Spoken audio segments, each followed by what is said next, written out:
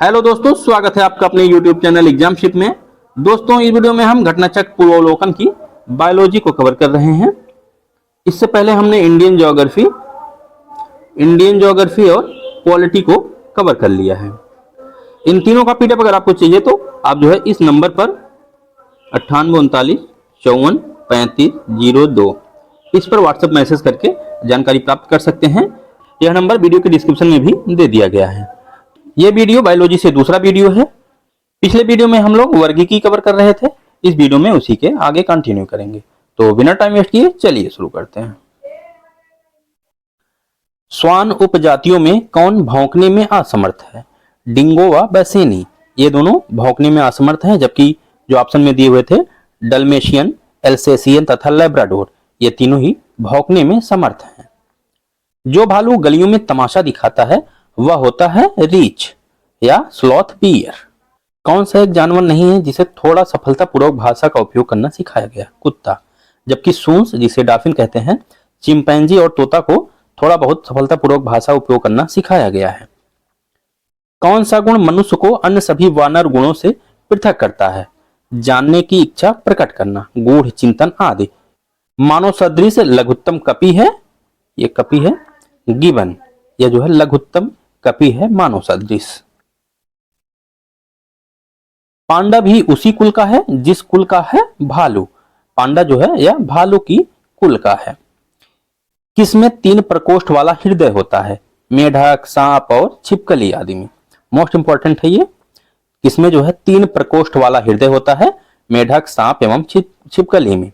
जबकि मछली में 2 प्रकोष्ठ वाला हृदय होता है। बंदर व मगरमच्छ में 4 प्रकोष्ठ वाला हृदय होता है। बंदर व मगरमच्छ में 4 प्रकोष्ठ वाला, मछली में 2 प्रकोष्ठ वाला और मेढक, सांप व छिपकली में 3 प्रकोष्ठ वाला हृदय होता है। त्रिकोष्ठी हृदय पाया जाता है उभयचरों में। किसमें पित्ताशय या गॉल ब्लैडर नहीं होता है? अधिकतर रीढ़ की हड्डी वाले पशुओं में पित्ताशय होते हैं, परंतु घोड़ा, चूहा, ऊंट आदि इसके अपवाद हैं। यानी घोड़ा, चूहा, ऊंट आदि में पित्ताशय नहीं होता है, जबकि ये रीढ़ वाले जानवर हैं। जबकि रीढ़ वाले जानवरों में पित्ताशय होता है। ये तीनों जो है अपवाद हैं, घोड़ा, चूहा, ऊंट आदि। बिना रीढ़ वाले पशुओं में पित्ताशय नहीं होता है। नीलगाय किस कुल में आती है? हिरण के कुल में या मृग प्रजाति में। नीलगाय मृग प्रजाति में आती है। अगला है भारतीय वन्य प्राणी और उनका वैज्ञानिक नाम। एशियाई जंगली गधा, इसका वैज्ञानिक नाम है इक्कस हेमिओनस। बारहसिंघा का रुसर्वस दुआउसेली। चिंकारा का है गजेला बेनेटरी और नीलगाय का है बेसलाफस ट्रेगोकेमिलस। शिशुधानी स्तनी मार्supials प्राकृतिक रूप से भारत में नहीं होते हैं, यह विभिन्न स्थानों में पनप सकते हैं। अगला है लक्षण और प्राणी। पंखहीन कीट रजत मीनाभ। उड़न रहित पक्षी कीवी, यह जो है न्यूजीलैंड में पाया जाता है। आपाद सरीसृप, इसमें जो है पैर नहीं होता है, कौन सा है? सर्प। और फुफ्फुसहीन प्राणी मत्स्य, यह मैच कराने के लिए देता है। पंखहीन कीट रजत मीनाभ, उड़ान रहित पक्षी कीवी, आपाद सरीसृप सर्प और फुफ्फुसहीन प्राणी मत्स्य। कीवी यह उड़ने में असक्षम है, जो कि मूल रूप से न्यूजीलैंड में पाया जाता है। अगला है दीमक को कहते हैं श्वेत चींटी। यह कीट वर्ग का प्राणी है जो कि आर्थ्रोपोडा संघ के अंतर्गत आता है। दीमक को क्या कहते हैं? श्वेत चींटी भी कहते हैं। व्हाइट लेग हार्न एक किस्म है किसकी? कुक्कुटों की। कुक्कुटों की एक किस्म है व्हाइट लेग हार्न। कौन सा जैविक मूल का है? मूंगा। मूंगा जो है यह सेलिनट्रेटा संघ का अकशेरुकी जीव है। सेलिनट्रेटा संघ का अकशेरुकी जीव है मूंगा। ऑक्टोपस एक मृदुकवची या मोलास्क है। इसे डेविल फिश के नाम से जाना जाता है। ऑक्टोपस को डेविल फिश के नाम से जाना जाता है। अगला है सबसे बड़ा अकशेरुकी है स्क्विड, जो कि 12 से 14 मीटर लंबा हो सकता है। सबसे बड़ा अकशेरुकी है स्क्विड। नेक्स्ट है केकड़े का वर्ग है मैलेकोस्ट्रेका और बारूथी का वर्ग है एरेक्निडा और मकड़ी का इसका भी एरेक्निडा। टिक और माइट वास्तव में होते हैं मकड़ी वंश के, एरेना गण के अंतर्गत आते हैं। एरेनी गण के अंतर्गत आते हैं। टिक और माइट यह मकड़ी वंश से संबंधित हैं। जुगनू होता है कीट और जो जुगनू की चमक होती है वह किस कारण होती है? ल्यूसीफेरेस नामक एंजाइम के कारण। जो जुगनू की चमक है वह ल्यूसीफेरेस एंजाइम के कारण होती है। एक परजीवी दूसरे परजीवी पर आश्रित रहने को क्या कहते हैं? उपपरजीविता। परजीवी पहले से ही है, अगर वह दूसरी परजीवी पर आश्रित रहता है तो उसे कहते हैं उपपरजीविता। मादा एनाफिलीज को मादा क्यूलेक्स से अलग किया जा सकता है क्योंकि यह बैठती है अधः स्तर या सबस्ट्रेटम के साथ कोण पर। वैश्विक स्तर पर मच्छरों की 3500 से अधिक प्रजातियां पाई जाती हैं। उनको मुख्यतः 3 प्रजातियों में विभाजित किया जाता है। कौन कौन से हैं तीनों प्रजातियां? क्यूलेक्स, एनाफिलीज और एडीज। कौन सा एक कीट नहीं है? मकड़ी। मकड़ी जो है यह कीट नहीं है क्योंकि मकड़ी में 8 पैर पाए जाते हैं, जबकि कीट वर्ग के अंतर्गत 3 जोड़ी अर्थात 6 पाद पाए जाते हैं, 6 लेग पाए जाते हैं कीट के अंतर्गत। मकड़ी में 8 लेग होते हैं, इसलिए इसको कीट वर्ग में नहीं रखा जाता है। नेक्स्ट देखते हैं। मकड़ियों द्वारा उत्पादित रेशम कहलाता है गोसामर रेशा। मकड़ियों द्वारा उत्पादित रेशा गोसामर रेशा। रेशम का कीड़ा या सिल्कवर्म अपने जीवन चक्र के किस चरण में वाणिज्यिक तंतु या फाइबर ऑफ कॉमर्स पैदा करता है? कोशित चरण में या पूपा। यह लार्वा चक्र के बाद तैयार पूपा के बचाव हेतु अपने लार ग्रंथि द्वारा एक स्रावित पदार्थ से कोकीन तैयार करता है, जिससे जो है रेशम की प्राप्ति होती है। रेशम कीट पनपता है किस पर? शहतूत की पत्तियों पर। अगला है, कौन सा एक कीट के शरीर से निकला स्राव है? लाख। इसका स्राव सुर्ख रंग की मादा कीट करती है, जिसका उपयोग वार्निश, पॉलिश, लाख आदि के निर्माण में होता है। कीटों से प्राप्त नहीं होता है मोती, जबकि रेशम, शहद, लाख आदि कीटों से प्राप्त होता है। नेक्स्ट है, किस जीव का रक्त सफेद होता है? तिलचट्टा या काकरोच। काकरोच के रक्त द्वारा ऑक्सीजन का परिवहन नहीं होता है और इसका रंग लाल भी नहीं होता है क्योंकि इसमें हीमोग्लोबिन उपस्थित नहीं होता है। काकरोच के सफेद शरीर के प्रत्येक खंड में स्थित ट्यूब की एक प्रणाली के माध्यम से कोशिकाओं तक सीधे ऑक्सीजन पहुंचती है। रक्त के द्वारा नहीं बल्कि ये ट्यूब की प्रणाली के द्वारा ऑक्सीजन जो है कोशिकाओं तक पहुंचती है। नेक्स्ट है, लाल रक्त कणिका या आरबीसी विहीन जंतु है केंचुआ। अधिकांश कीट श्वसन करते हैं वातक तंत्र से। फीता कृमि या टेपवर्म उभयलिंगी है। गोल कृमि के अलग अलग लिंग होते हैं। फाइलेरिया सूत्र कृमि या नेमेटोड से होता है। गिनी कृमि एक सूत्र कृमि है, ना कि एनेलिड। नेक्स्ट है, कौन अपरदहारी है? केंचुआ, मिलीपोड, वुड लाइस आदि। कौन सा जीव निस्यंदक भोजी या फिल्टर फीडर है? सीप या ऑस्टर। किस ग्रुप के जंतु प्रायः रात्रिचर होते हैं? मच्छर, चमगादड़, उल्लू, कीवी आदि या जो है रात्रिचर होते हैं। कीवी भी रात्रिचर होता है। आमतौर पर रात्रिचर या सूर्यास्त के बाद अधिक सक्रिय होते हैं। मालाबार सिवियट, सांभर हिरण आदि, और इसमें अपने मच्छर, चमगादड़, उल्लू, कीवी आदि भी देखा हुआ। सिंह, पुच्छी, मकाक जो है यह रात्रिचर नहीं होते हैं। किसका मस्तिष्क उसके शरीर के अनुपात में सबसे बड़ा होता है? चींटी का। जब चींटी काटती है तो वह अंतःक्षेपित करती है फॉर्मिक एसिड। मोस्ट इंपॉर्टेंट है, जब चींटी काटती है तो वह अंतःक्षेपित करती है फॉर्मिक एसिड। जीव की कुछ प्रजातियां कवकों के कृषकों के रूप में जानी जाती हैं। चींटी को कवकों के कृषक के रूप में जाना जाता है, कल्टीवेटर्स ऑफ फंगीज। केवल मादा जो है यह रक्त चूसती है। मादा के डैने बड़े होते हैं, जबकि नर मच्छर रुधिर नहीं चूसते हैं, वह अपना पोषण फल फूलों के रस से करते हैं। कीटाहारी पादप है घटपर्णी। इसे मांस भक्षी पौधे के रूप में भी जाना जाता है। कौन है ये? घटपर्णी। अगला है, आंत्र में जल का संग्रहण कर लेते हैं ऊंट। बिना पानी पिए लंबे अवधि तक रह सकता है कंगारू चूहा। प्रायः यह जो है ठोस मूत्र उत्सर्जित करता है। किस प्रकार के जीव में वह घटना पाई जाती है जिसमें मादा मैथुनों उपरांत नर को मार देती है? मकड़ी में। किंग कोबरा एकमात्र ऐसा सर्प है जो अपना घोंसला बनाता है।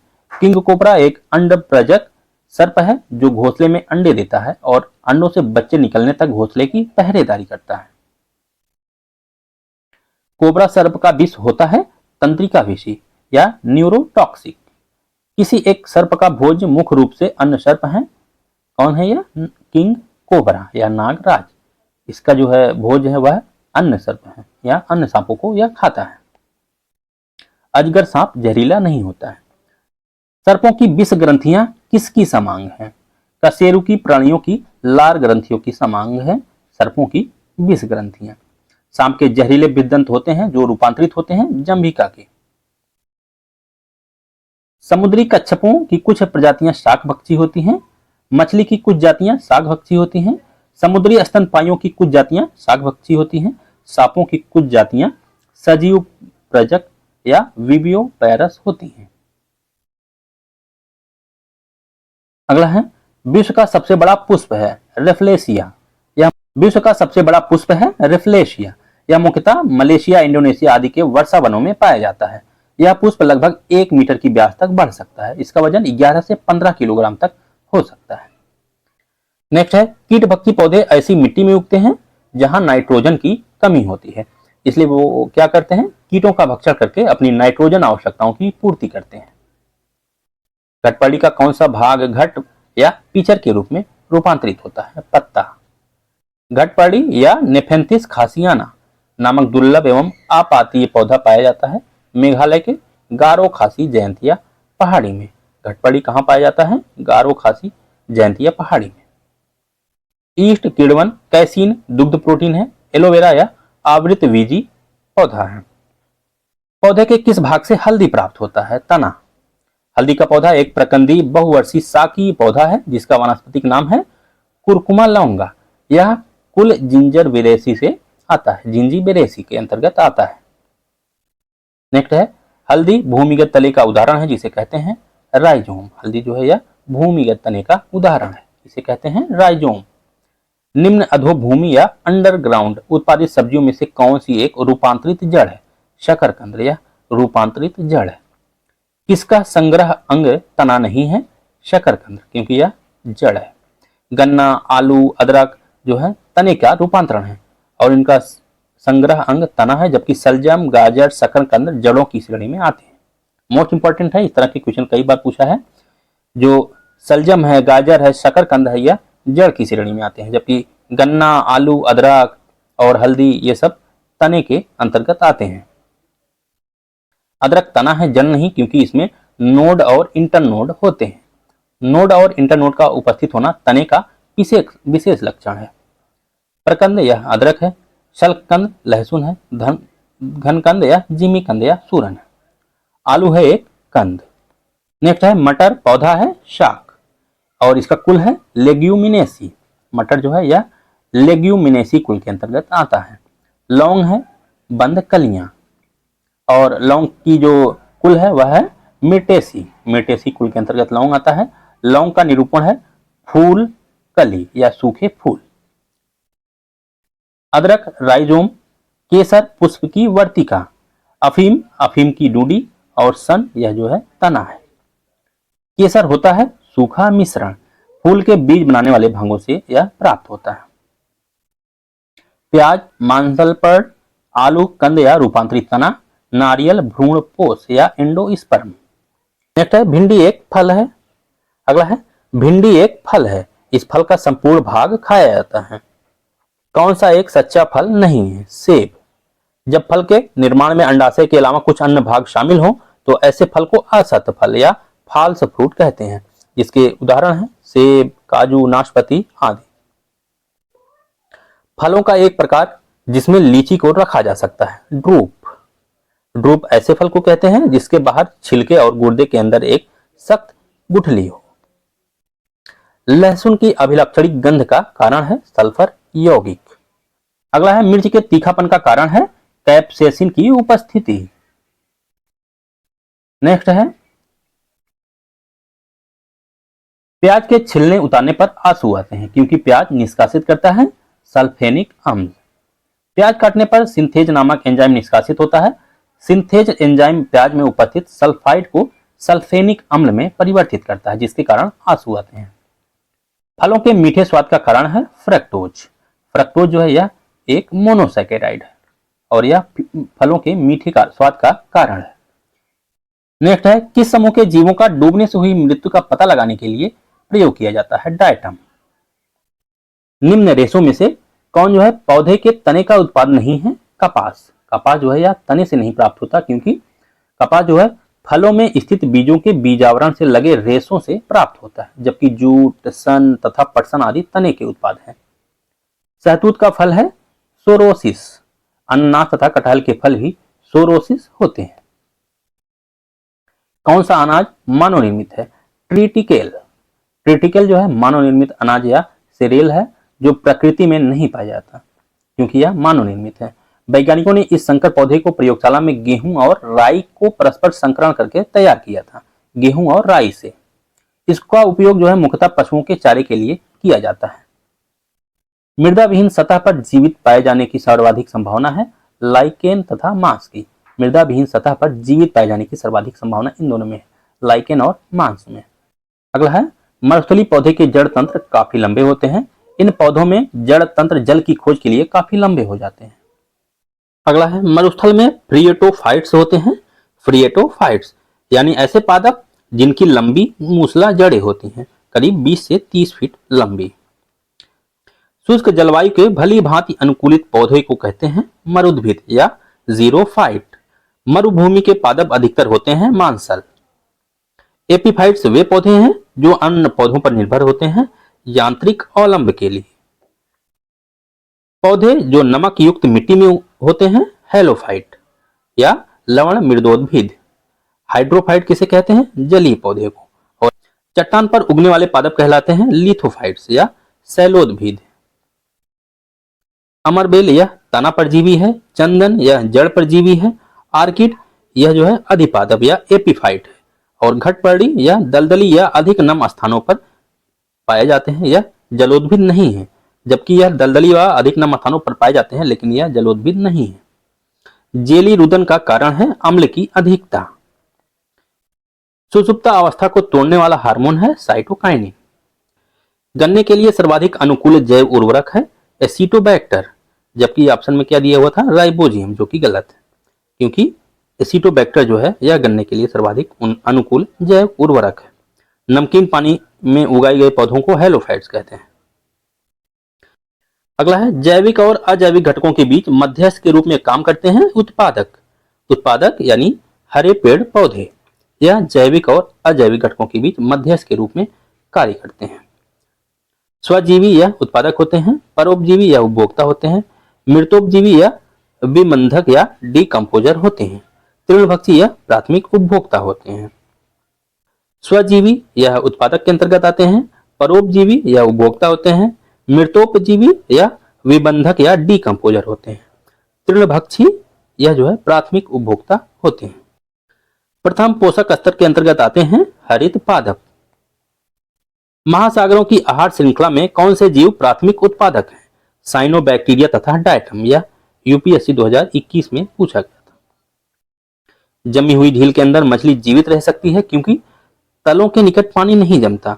झील या नदी केवल ऊपरी परत पर ही जमती हैं। जल से बाहर निकालने पर मछलियां मर जाती हैं क्योंकि वे श्वसन क्रिया नहीं कर पाती हैं। को पता है मछलियों में सामान्यतः श्वसन होता है गलफड़ों द्वारा। नेक्स्ट है सेब के फल में लाली का कारण है एंथोसाइनिन।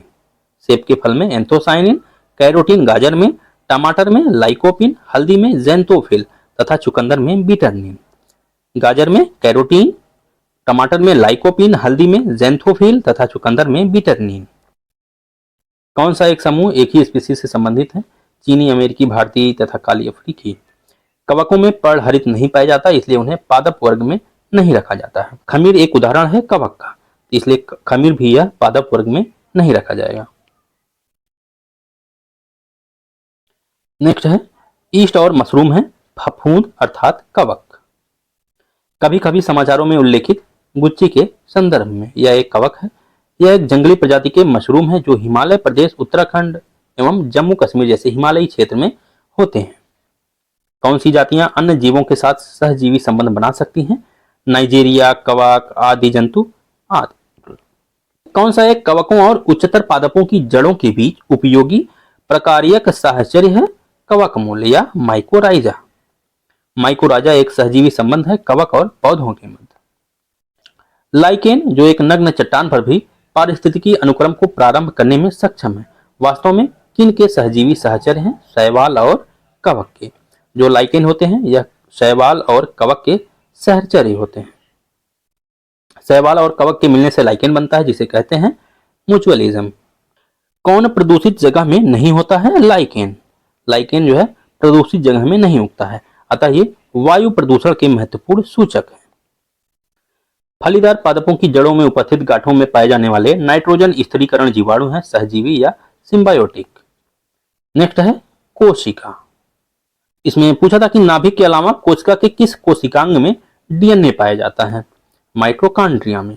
नाभिक के अलावा माइटोकॉन्ड्रिया तथा हरित लवक में भी डीएनए पाया जाता है।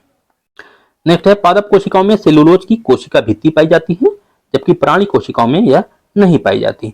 परिपक्व पादप कोशिकाओं में एक बृहद रसधानी होती है, जबकि प्राणी कोशिकाओं में अनेक छोटी रसधानियां होती हैं, जबकि पौधों में यह सिर्फ एक होती है।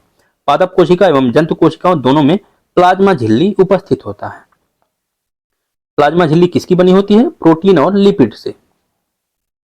पादप कोशिका जंतु कोशिका से किस प्रकार भिन्न होती है? जंतु कोशिका में कोशिका भित्ति नहीं पाई जाती। जो कोशिका भित्ति है यानी सेल वॉल, यह सिर्फ पादप कोशिकाओं में पाई जाती है।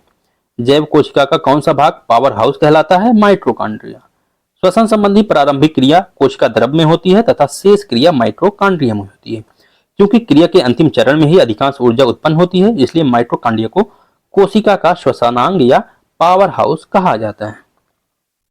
प्रोटीन संश्लेषण के लिए महत्वपूर्ण भूमिका है अंतःद्रव्यी जालिका और राइबोसोम का। राइबोसोम प्रोटीन संश्लेषण के लिए निर्माण स्थल होते हैं, यानी वर्क बेंचेज होते हैं। किसके लिए? प्रोटीन संश्लेषण के लिए। कौन होते हैं? राइबोसोम। है प्रोग्राम्ड सेल डेथ के सेलुलर एंड मॉलिक्यूलर कंट्रोल को कहते हैं एपोप्टोसिस। एपोप्टोसिस। नेक्स्ट है आनुवंशिकता। आधुनिक आनुवंशिक विज्ञान का जनक कहा जाता है ग्रेगर जॉन मेंडल को, क्योंकि इन्होंने आनुवंशिकता की खोज की थी। मेंडल ने अपने वंशागति नियमों को प्रतिपादित करने में जिस जीवधारी का प्रयोग किया था वह था गार्डन पी या मटर। मेंडल ने सर्वप्रथम मटर के पौधों में मौजूदा 7 प्रकार के गुणों का अध्ययन करके 3 नियम प्रतिपादित किए: प्रभाविता का नियम, पृथक्करण का नियम और स्वतंत्र अव्यूहन का नियम। मेंडल के आनुवंशिकता का सिद्धांत आधारित है लैंगिक जनन पर। जीनोम मैपिंग का संबंध है जीन्स का मानचित्रण। हमारे शरीर में आनुवंशिकता की इकाई को कहते हैं जीन।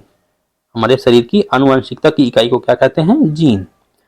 जीन जो है जीवों के शरीर में आनुवंशिकता की मूलभूत इकाई होती है। नेक्स्ट है जीन है यानी डीऑक्सीराइबोन्यूक्लिक एसिड का एक भाग। एक जीन में डीएनए अणु के 5000 से 1 लाख जोड़ी न्यूक्लियोटाइड एकलक अणु होते हैं। जेनेटिक कोड की विशेषताएं। यह प्रायः सर्वात्रिक होता है। यह 3 न्यूक्लियोटाइड क्षारकों का बना होता है जो कि 20 अमीनो अम्लों के संगत होते हैं। यह नॉन ओवरलैपिंग और गैर अस्पष्ट एवं कोमा रहित होते हैं। इनमें प्रारंभन और समापन कोडान होता है। जीन के भीतर अनुक्रम आधार में परिवर्तन कहलाता है उत्परिवर्तन या म्यूटेशन। जीन के भीतर अनुक्रम आधार में परिवर्तन क्या कहलाता है? म्यूटेशन। जीवों में आनुवंशिक लक्षण संतान में ले जाए जाते हैं क्रोमोसोम के द्वारा। क्रोमोसोम न्यूक्लियो प्रोटीन के बने होते हैं तथा इनका नाम प्रस्तुत करने वाले वैज्ञानिक वाल्डेयर थे। क्रोमोसोम किसके बने होते हैं? न्यूक्लियो प्रोटीन के, और इसका नाम प्रस्तुत करने वाले वैज्ञानिक कौन थे? वाल्डेयर। जीव कोशिका में आनुवंशिक लक्षणों के नियंत्रण के लिए उत्तरदायी है डीएनए। डीएनए आनुवंशिक लक्षणों के नियंत्रण के लिए उत्तरदायी है। डीएनए की किस विशेषता ने उसे पीढ़ी दर पीढ़ी आनुवंशिक सूचना संग्रह करने के लिए अद्वितीय के रूप में उपयुक्त बनाया? 2 स्ट्रैंड की पूरकता। लैंगिक जनन से आनुवंशिक विचरण कैसे होता है? जीन के सम्मिश्रण या ब्लेंडिंग से, क्रोमोसोम में बदलाव से और जीन के मिश्रण या शफलिंग से। गुणसूत्रों की वंशागति का सिद्धांत दिया था किसने? सूटन एवं बोवेरी ने। गुणसूत्रों की वंशागत का सिद्धांत सूटन व बोवेरी। डीएनए की संरचना को सबसे पहले किसने रेखांकित किया? जेम्स वाटसन तथा फ्रांसिस क्रिक ने 1953 डीएनए की संरचना को सबसे पहले रेखांकित किए थे। जेम्स वाटसन तथा फ्रांसिस क्रिक ने डीएनए का डबल हेलिक्स मॉडल प्रस्तुत किया था। ये इंपॉर्टेंट है। डीएनए का डबल हेलिक्स मॉडल किसने प्रस्तुत किया था? वाटसन एवं क्रिक ने। इन्हें संयुक्त रूप से 1962 में चिकित्सा विज्ञान के क्षेत्र में नोबेल पुरस्कार प्रदान किया गया था। डीएनए की पहचान किसने की थी? फ्रेडरिक मिशर ने 1869 में। डीएनए की पहचान फ्रेडरिक मिशर ने 1869 में। नेक्स्ट है, हरगोविंद खुराना को किस आविष्कार के लिए सम्मानित किया गया था? प्रोटीन के संश्लेषण के लिए। 1968 में इन्हें नीरेनबर्ग और रॉबर्ट डब्ल्यू के साथ नोबेल पुरस्कार से सम्मानित किया गया था। अरविंद खुराना को नोबेल पुरस्कार कब प्रदान किया गया था? 1968 में। और किस लिए प्रदान किया गया था? प्रयोगशाला में डीएनए का संश्लेषण करने हेतु। प्लावमान जीव या जंपिंग जीन के सिद्धांत का प्रतिपादन किसने किया था? बारबारा मैक्लिंटॉफ ने। मैक्लिंटॉक जंपिंग जीन का प्रतिपादन किसने किया? Barbara McClintock. नेक्स्ट है, डीएनए में उपलब्ध कौन सा यौगिक अमीनो अम्ल नहीं बनाता है? टायरोसिन। डीएनए में मौजूद शर्करा होती है डीऑक्सीराइबोस। किन व्यवसाय में लगे व्यक्तियों को अपनी कोशिकाओं में डीएनए में अस्थायी परिवर्तन का खतरा रहता है? एक्सरे तकनीकज्ञ। किसी भी पदार्थ में गुणसूत्र संख्या स्थिर रहती है।